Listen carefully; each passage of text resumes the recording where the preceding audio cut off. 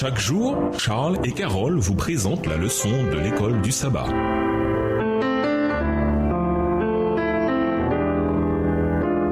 Bienvenue dans votre émission. Dieu nous parle. Nous voilà à la leçon de jeudi, la seconde mort. Dieu conduit l'histoire humaine vers son dénouement eschatologique. À la fin des 1000 ans, tous les méchants morts sont ressuscités de leur tombe pour recevoir leur sentence définitive. Apocalypse 20, les versets 5 et 11 à 15. Puis, quand tout le processus de jugement sera achevé et que l'on ne pourra rien y ajouter, les méchants reconnaîtront la justice de Dieu. Ayant sous les yeux tous les faits concernant la grande controverse entre le Christ et Satan, l'univers tout entier, aussi bien celui qui s'est montré loyal que celui qui s'est rebellé, déclare de commun accord, aussi s'incline-t-il, Lucifer, profondément, et reconnaît-il la justice de la sentence qui le frappe. Aussi, en présence de tous les faits de la grande tragédie, l'univers entier, tant les rebelles que les saints, s'écrie en chœur. Tes voix sont justes et véritables, roi des nations. Texte tiré du livre La tragédie des siècles, au chapitre 42 à la page 588, livre écrit par Ellen G. White. Lisons Malachie 4, verset 1, Apocalypse 20, les versets 14 et 15 et Apocalypse 21, verset 8. Quelle sera l'efficacité de l'étang de feu et de la seconde mort? Malachie 4, le verset 1, car voici le jour vient, ardent comme une fournaise. Tous les hautains et tous les méchants seront comme du chaume. Le jour qui vient les embrasera, dit l'Éternel des armées. Il ne leur laissera ni racine ni rameau. Apocalypse 20, les versets 14 et 15. Et la mort et le séjour des morts furent jetés dans l'étang de feu. C'est la seconde mort, l'étang de feu. Quiconque ne fut pas trouvé écrit dans le livre de vie fut jeté dans l'étang de feu. Apocalypse 21, le verset 8. Mais pour les lâches, les incrédules, les abominables, les meurtriers, les impudiques, les enchanteurs, les idolâtres et tous les menteurs, leur part sera dans les temps ardents de feu et de soufre, ce qui est la seconde mort. La destruction finale de Satan et de ses anges et de tous les méchants purifiera l'univers du péché et de ses conséquences. Et pourtant, même la destruction finale des méchants est un acte d'amour de la part de Dieu, non seulement pour les saints, mais aussi pour les méchants eux-mêmes. Ils préfèrent mourir que vivre dans la présence de Dieu qui est un feu dévorant pour le péché. Hébreux 12, verset 29.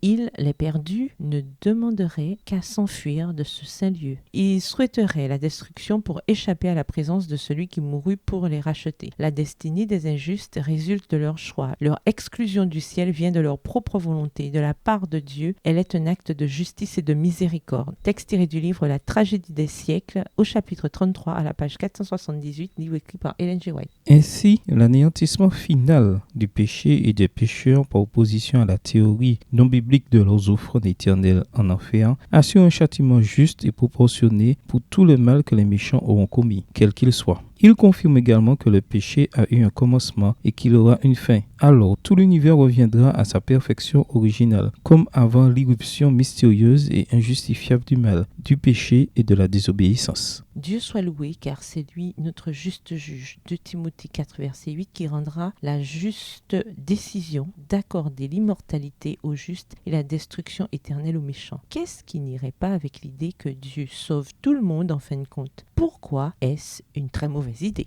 Au revoir. Et à demain si Dieu veut.